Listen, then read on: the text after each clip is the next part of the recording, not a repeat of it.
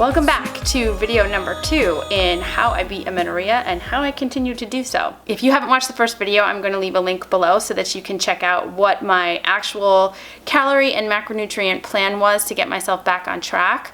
So now let's fast forward. I made all those changes in my diet. I decreased how much I was running. In fact, I stopped running. I started doing yoga again. I gained a lot of weight for sure. Well, a lot. I mean, I don't know, 10, 12 pounds. It doesn't seem like a lot, but it did to me at the time. So I gained plenty of weight. And then I think it was 60 days into this whole process, dun, dun, dun, I got a period.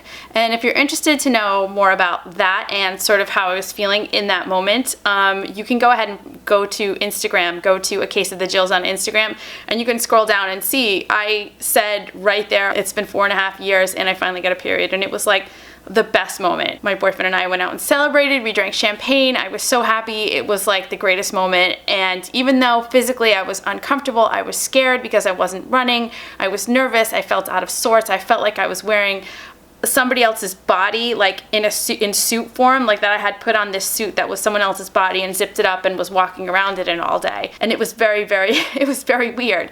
But the fact is that I was successful. So I could not argue with that. I was super happy. So then the next part of the journey is this. My weight was at the highest it's been probably in, I don't know, 5 or 6 years. I think I was into the 130 pounds, which for me is higher than normal, let's say.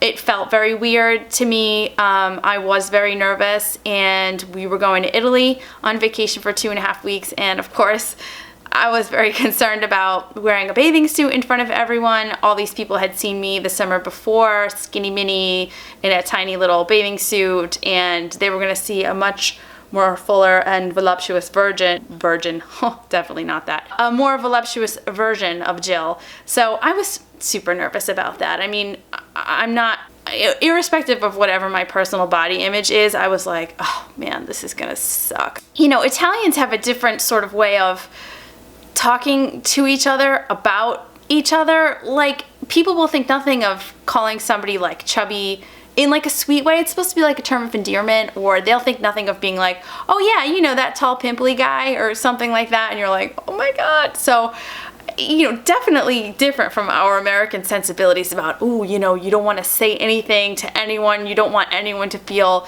nervous or upset, and I just didn't know what to expect. I was just waiting for any possible reaction to my weight gain. It was definitely nerve-wracking. So let me go through the list of what I was doing for exercise before we left for Italy. So before we left, I was going walking a couple of days a week.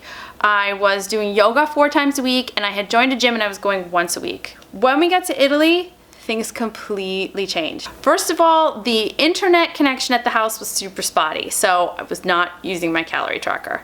Second of all, I have Verizon wireless, which meant if I was gonna use my phone to use a calorie tracker, it was gonna cost me $10 a day. We were there for 18 days. I don't think so.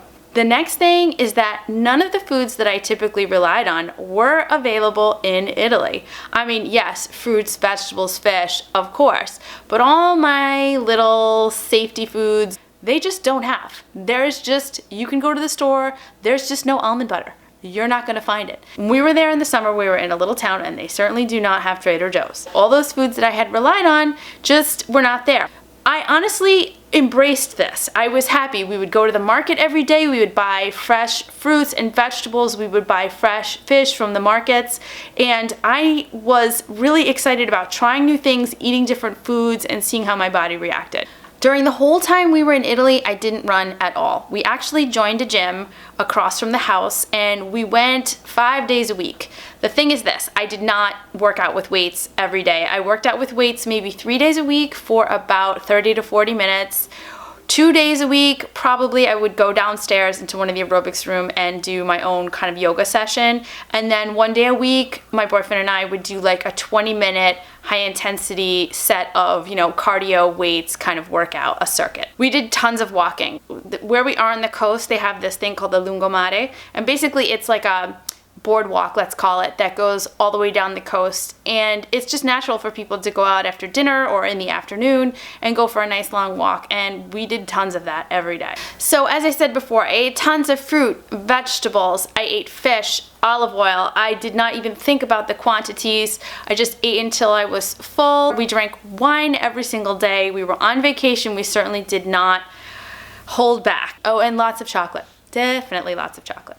So even with all this eating and walking and relaxing and beaching, I lost weight.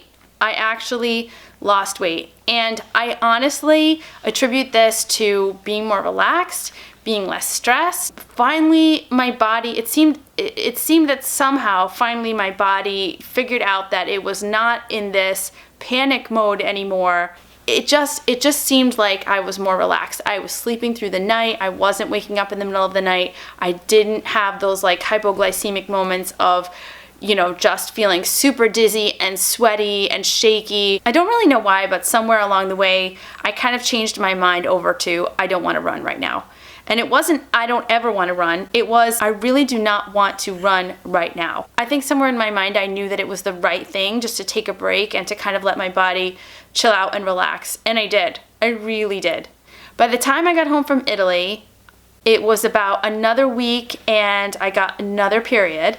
And I was super, super excited about that because that meant that even though I was away, I wasn't counting calories or macros, I wasn't stressing, I still wasn't running, but I was way more relaxed, had slept so much, had read books. I mean, I couldn't remember the last time I read a whole book.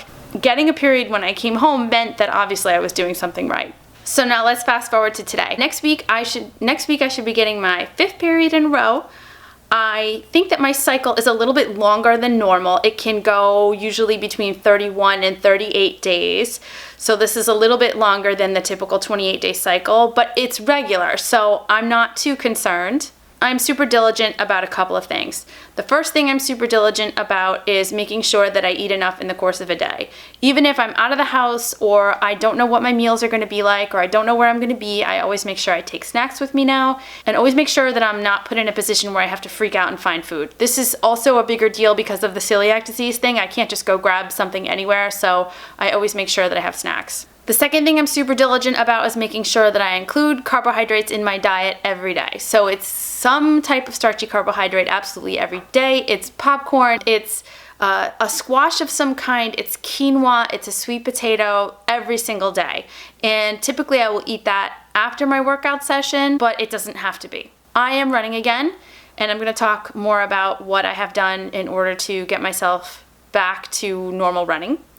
But for now, I am running again. I am running about between 20 and 30 miles a week right now. Am I worried about running? Yeah, I am. I am definitely worried about running. I am worried that that might actually be the linchpin in this whole deal. I feel like there's probably a magic number of mileage weekly over which if I pass that barrier, I'm not going to get my period. I'm being honest.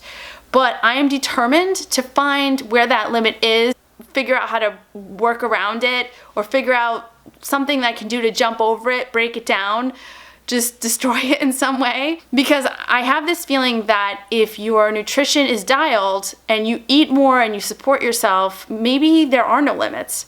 I'm not really sure, but I'm willing to test and see if that's possible. You know, the more and more I think about why I have this YouTube channel, it's like I hear stories like mine all the time. I just feel like we can beat this. With the proper knowledge and the proper nutrition, we can do this. We can be unstoppable. I'm gonna try. I hope you like this video and subscribe to my channel. I'll share more stories about how I beat this thing and how I know that you can too, and we'll have a lot more fun.